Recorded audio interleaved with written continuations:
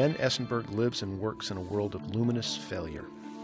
Each day he slips the skin of his self-declared first calling as husband, father, and friend by stepping from the family rooms of his Englewood home through a single door. Once in his studio, Essenburg the painter pursues a kingdom of light. But chasing that light through the sinewy, seemingly surreal entanglements of Florida's southern landscapes doesn't mean catching it. Through big cypress hammocks and sawgrass prairies, through waterborne quilts of spatterdock or lacy Spanish moss, through the predatory poise of herons or gliding eagles, gallinules or roseate spoonbills, or simply through the dazzling sky and water. With few exceptions, he fails in his own estimation. It happens almost every time. I've done maybe 5 paintings that I can think of and I've done about 1,700 as far as I can count. 5 pieces that have what he calls harmony in all the elements. Essenburg ascribes that harmony to the divine and seeks to share its vision intimately or even explosively with each who enter his canvases. I've had reactions like people come up and stand in front of a canvas at an art show and start to cry. That's tremendous. You know, I think, how many things can you do that you would have that kind of communication or that kind of impact on people? Now 58, Essenburg was raised on the industrial west side of Chicago and schooled in Michigan, where he studied English literature. He discovered Florida light and life as a young man. Coming from western Michigan to Florida in early March is like coming from black and white 8x10 television to Technicolor and CinemaScope.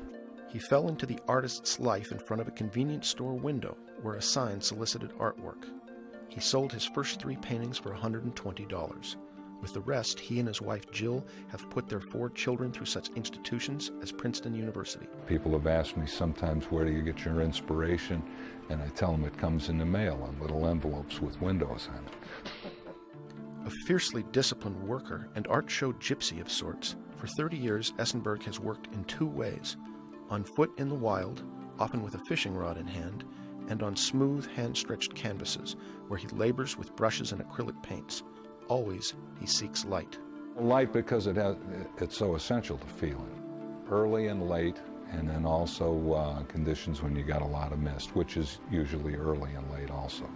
Not much for midday light, but real early morning and late evening. Both rods and brushes point him to the compelling geographies of the region's vast parks, which he recreates in tone and feeling, not from photography, but from memory. Although the exacting details of his paintings appear anatomically precise, he aims for something he calls a heightened reality. He likens painting to music, and his painting to the cerebral sensuality of Ry Cooder's blues. Self-educated, Essenburg took a single composition course in college. He is nonetheless inspired by a long tradition of light and landscape painters. He cites the warm domestic light of the 16th century Dutch painter John Vermeer, the haunting urban light of Edward Hopper, and the extravagant light of Maxfield Parrish. He admires 19th century American painter John Singer Sargent for his technique.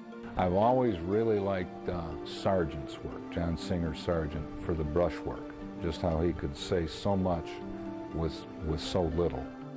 There are others more obscure, 19th century artist Joseph Rustling Meeker, for example, or the contemporary New Zealand landscape artist Ray Harris Ching. But all of them have something in common. They chase the light with tricks of their own devising or discovery, and they're masters of detail. The sky determines the light, of course, and determines the water. And the artist determines their celebration in paint by tricks such as backlighting, the use of complementary colors.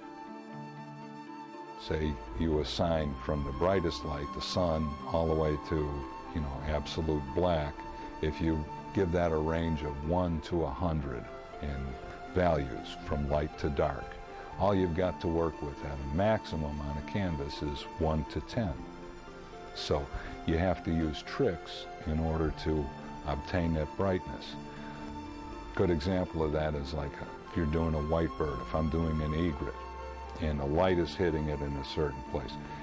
Besides putting a bright white there, Also around that, and put a little bit of cool blue or cool bluish green, just a little slight touch of that, and some violet, just in the shadows, because those are complementary colors. They create a visual vibration, and it makes the white look brighter.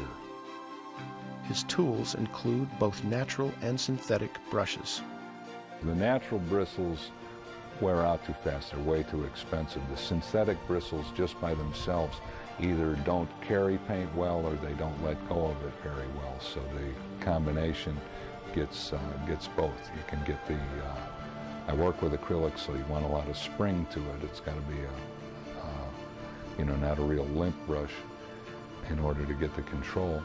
And then after that, it's just a matter of different brands, how the brushes are cut. He starts each piece with a Frederick's Ultra Smooth canvas. It's a real tight weave, and then I put 3 or 4 more coats of gesso on that canvas and sand in between with wet or dry sandpaper, because I like a real smooth surface, but I don't like masonite or the boards, because they just feel dead to me.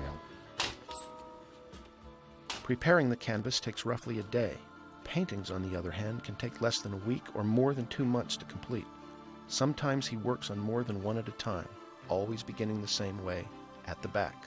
If it's going to be a full landscape, I'll put a charcoal line where the horizon is going to be. Then I start to paint the sky and the water, sky and a reflection. For a small painting, he'll sketch in a background with a pastel pencil, then begin to fill in the light, as he puts it. Then he begins the intimate courtship with those who will someday stare into his paintings, the invitation to step across the frame and join him. He works more slowly these days, he says, in part because he knows more, and in part because his energy has begun to wane. Recently diagnosed with Parkinson's disease, now Essenburg paces himself, but always with an eye to waltzing his audience. If I could boil my philosophy of art down to the smallest phrase, it would be, let's dance.